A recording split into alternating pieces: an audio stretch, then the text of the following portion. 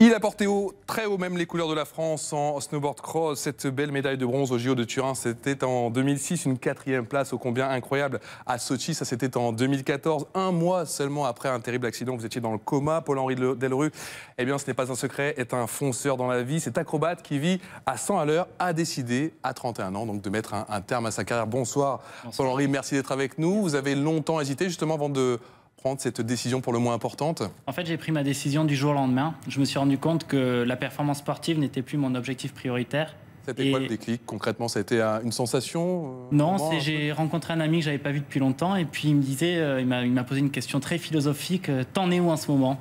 Et donc j'en suis où dans ce moment? J'ai mes séjours freeride qui cartonnent, je m'éclate à faire ça. Ouais. Je suis en train de mettre en place des conférences sur l'intelligence émotionnelle, je m'éclate, j'apprends énormément. Et puis je commence à lui dire j'ai pas envie de retourner en entraînement parce que c'est un frein à ma reconversion professionnelle. Et puis plus je parlais et plus je m'écoutais parler, et puis je me suis rendu compte que ça n'avait plus de sens et qu'il fallait que je passe à autre chose. Donc c'était même pas un moment à l'entraînement où on se sent un petit peu moins bien, où on a moins l'agnac, non, c'était vraiment comme ça. Sur la performance sportive avait de moins en moins de sens. J'ai 2 enfants en bas âge, j'ai envie de passer du temps avec eux, j'ai envie de partager, et puis j'ai envie de m'éclater. Et pour moi, m'éclater, c'est pas que la compétition. J'ai fait mon temps.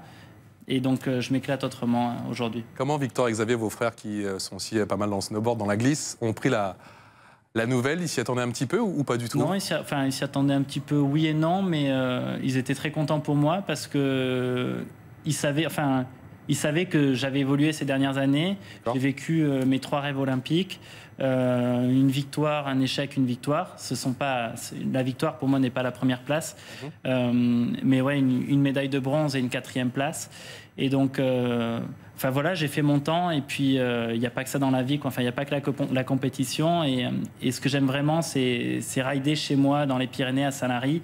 Et j'aime le partager. Du coup, c'est pour ça que mes séjours freeride, eh bien, ça me remplit de bonheur. J'ai l'impression, on en parle dans un instant. Quel regard vous portez justement, vous venez d'en parler sur votre carrière, s'il y a une image à retenir?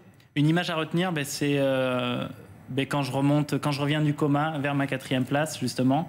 Il y a plein de gens à qui j'en parle qui me disent « Oh, mais on était déçus pour toi parce que tu aurais pu être médaillé olympique. Ouais. » J'étais en train de jouer la 2e place.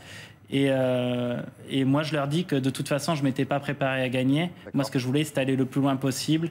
Et en fait, le chemin que j'ai fait entre le réveil du coma et cette performance est absolument exceptionnel. Et du coup, j'en suis très fier. Et en fait, ma performance, c'est ça, en fait. Je vous entendais dire il y a quelques semaines que jeune, vous n'étiez pas forcément le meilleur dans votre discipline et que très très tôt, vous avez pris conscience de la notion de travail, de la notion d'effort. C'est le conseil que vous avez envie de donner aux jeunes aujourd'hui? Eh ben en fait, il y a beaucoup de gens avec la télé-réalité, beaucoup de jeunes qui se disent on peut devenir une star comme ça en claquant des doigts, c'est facile. Et en fait, tout le monde oublie que ça passe par le travail. Mais en fait, pour être bon dans le travail, il faut avoir un objectif précis et un objectif qui a du sens.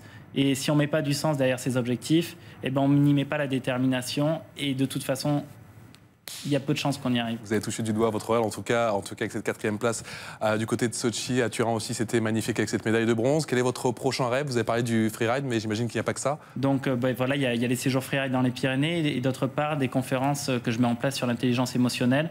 Pourquoi? Parce que quand je fais une introspection sur ma carrière, je m'aperçois que je n'ai jamais été le meilleur, ni techniquement, ni physiquement, mais j'ai toujours su faire de mes émotions une vraie force, un vrai levier de performance. Et en fait, la question, c'est OK, mais comment? Et ça fait 1 an que je travaille sur le sujet et je me suis entouré de coachs qui sont vraiment pointus dans le domaine. Et voilà, j'ai réussi à identifier quels sont les rouages un petit peu ou les mécaniques de la motivation, la gestion du doute, la spirale de la performance et qu'est-ce qui permet de vivre son rêve, tout simplement. On va envoyer une équipe de l'équipe 21 pour venir voir l'un de vos stages en intelligence émotionnelle. Merci beaucoup, Paul-Henri, d'être venu nous voir ce soir en direct. Et tout de suite, c'est l'heure de Terrain de jeu.